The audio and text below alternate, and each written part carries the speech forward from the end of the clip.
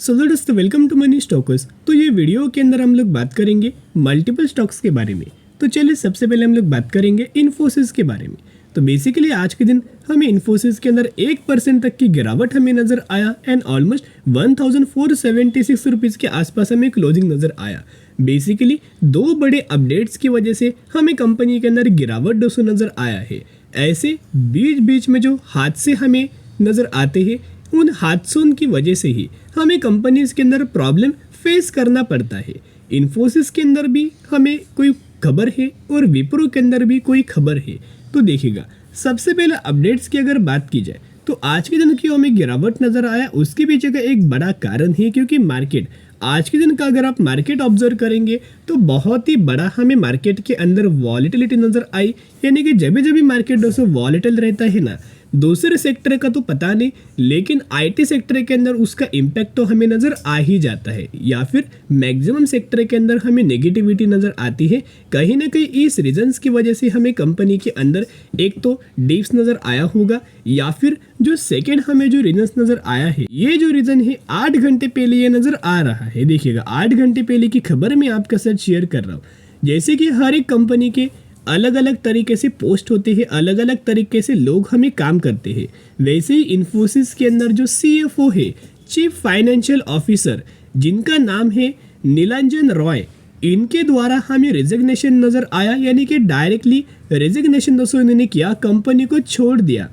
अभी अगर दोस्तों कंपनी का कोई एम्प्लॉय अगर छोड़ता है ना तो ये दोस्तों कोई बहुत बड़ी बात नहीं होती, लेकिन अगर कोई कंपनी के चीफ फाइनेंशियल ऑफिसर बड़े पोस्ट के जो इंसान अगर कोई दोस्तों ये पोस्ट अगर डायरेक्टली रिजाइन करता है ना तो कंपनी के अंदर बड़ा हमें इम्पैक्ट आता है।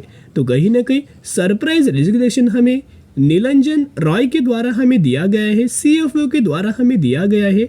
कहीं ना कहीं यही खबर की वजह से हमें गिरावट इन्फोसिस के अंदर आज के दिन नजर आई। बाकी दोस्तों कोई कंपनी के अंदर नेगेटिव खबर बिल्कुल भी नहीं है।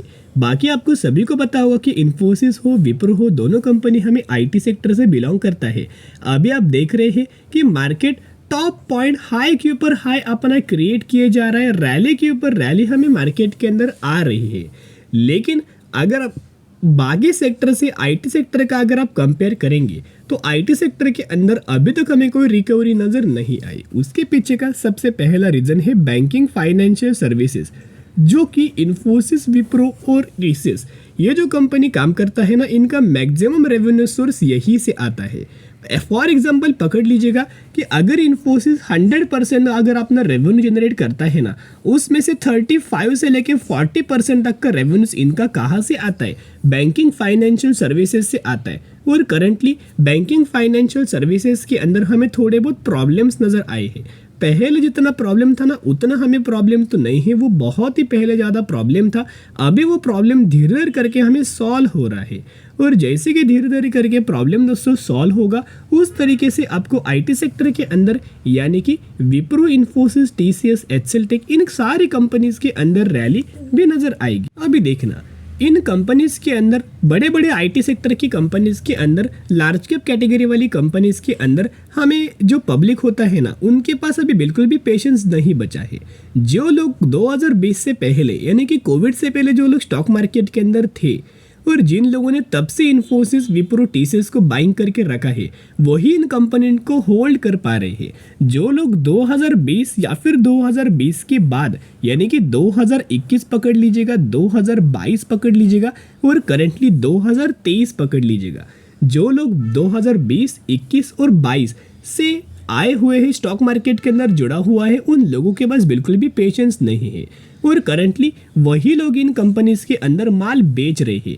लेकिन ये डेटा में जो आपको साथ प्रेजेंट करने वाला हूँ ना, वही डेटा देख के आप चौंक जाओगे क्योंकि जो ये लोग माल लगातार बेच रहे हैं वो माल दोस्तों कोई ना कोई खरीद रहा है। लेकिन ये माल कौन खरीद रहा है?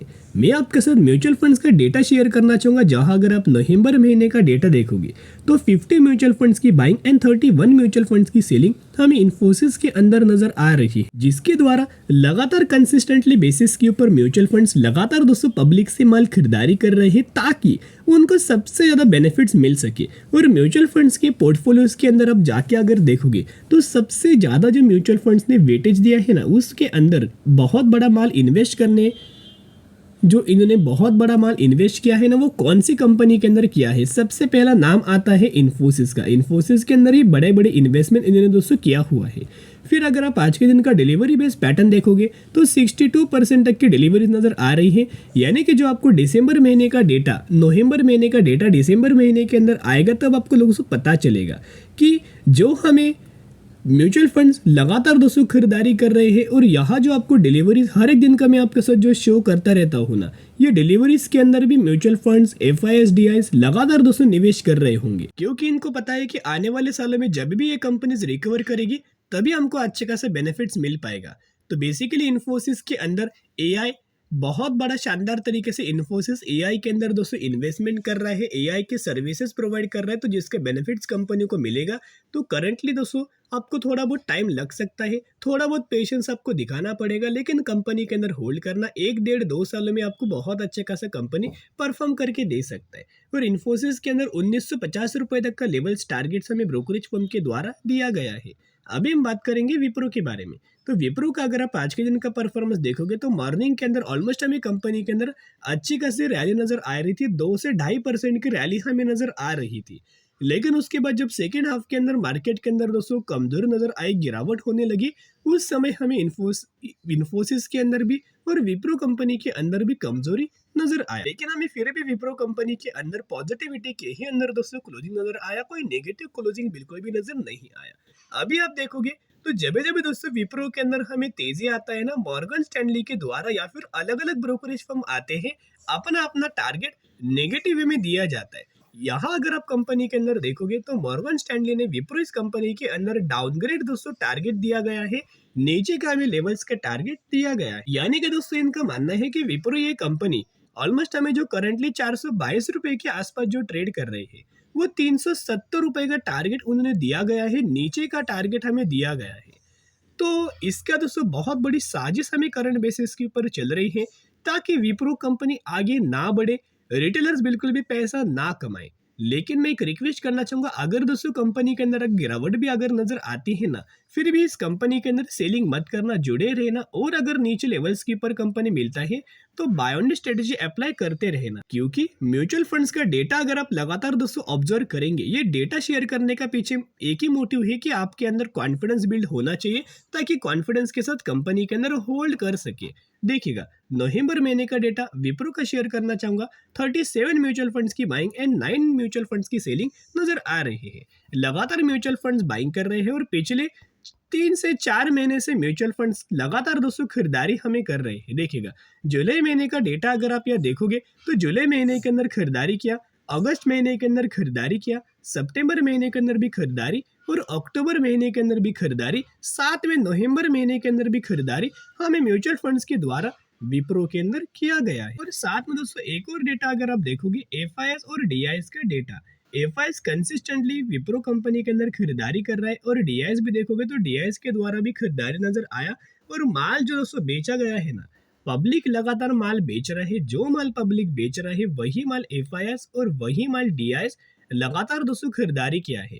इसका मतलब क्या है कि बहुत ज़्यादा पॉजिटिविटी सिम्टम्स माना जाता है, बहुत ज़्यादा पॉजिटिविटी एक माहौल माना जाता है, जिसके कारण हमें एक तेज़ी बहुत ही जल्द आपको विप्रो, इन्फोसिस, टीसीएस के अंदर बन सकती है। तो ज़रूर कंपनी के अंदर बाय ऑन स्ट्रेटेजी अप्लाई करके लंबे समय के अंदर होल्ड करना, क्योंकि सारी आईटी सेक्टर की कंपनीज एआई के अंदर काम कर रही है। जैसे कि टाटा मोटर्स ईवी के अंदर काम करता है, Tata power electric vehicle charging के अंदर काम करता है, वैसे ये जो कंपनी है डिमांडिंग सेगमेंट के अंदर एआई के अंदर काम करता है। इसके रिगार्डिंग जरूर आपको बेनिफिट नजर आ सकता है, तो बाय ऑन स्ट्रेटेजी अप्लाई कर सकते हो। अभी हम बात करेंगे नेक्स्ट कंपनी के बारे में, जिसका नाम है टेम्को प्रोडक्शन लिमिटेड के बारे में।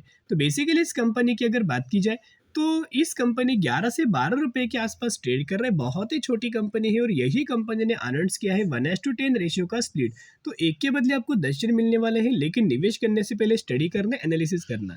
मेरे दोस्तों ये जो अपडेट्स आया था, यही अपडेट्स मैंने आपके साथ शेयर किया, बाकी स्टडी एनालिसिस आप कर सकते हो। तो अगर आपको वीडियो पसंद आए तो जरूर वीडियो को लाइक और चैनल को सब्सक्राइब कर सकते हो। फिर मिलेंगे, बाय।